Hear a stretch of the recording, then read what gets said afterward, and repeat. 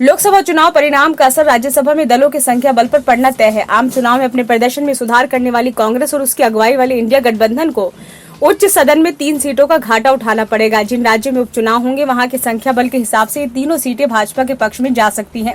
इस नए समीकरण से राजग उच्च सदन में बहुमत के करीब पहुंच सकता है। गौरतलब है कि लोकसभा में राज्यसभा के 10 सदस्य चुनाव जीते हैं। इनमें से 7 भाजपा, 2 कांग्रेस और 1 राजद है। ये तीनों सांसद जिस राज्य की राज्यसभा में पहुंचे हैं वहां भाजपा और राजग की सरकार है। ऐसे में कांग्रेस और राजद के सामने अपनी सीटें बचाना मुश्किल है। वर्तमान में भाजपा के पास 90 और उसकी सहयोगी के 11 सदस्य हैं। भाजपा को 7 नामित और 3 निर्दलीय सांसदों में से 10 का समर्थन हासिल है। ऐसे में उपचुनाव के नतीजे आने के बाद राजग के सदस्यों की संख्या बढ़ जाएगी। इसका मतलब है कि राजग को बहुमत के लिए महज 1 सदस्य की कमी होगी।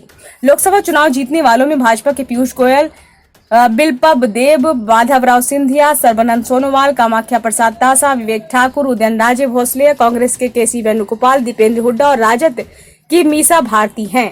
विपक्ष के तीनों उम्मीदवार भाजपा राजग शासित राज्य बिहार, राजस्थान और हरियाणा से हैं। ऐसे में कांग्रेस राजद के लिए उपचुनाव जीतना मुश्किल है।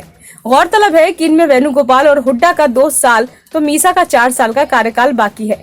दूसरी ओर भाजपा के राज्यसभा सदस्य महाराष्ट्र, असम, मध्य प्रदेश और त्रिपुरा से हैं, जहां इनकी सरकार होने का कारण इनके पास उपचुनाव जीतने के लिए पर्याप्त संख्या बल है। ब्यूरो रिपोर्ट, नई दिल्ली।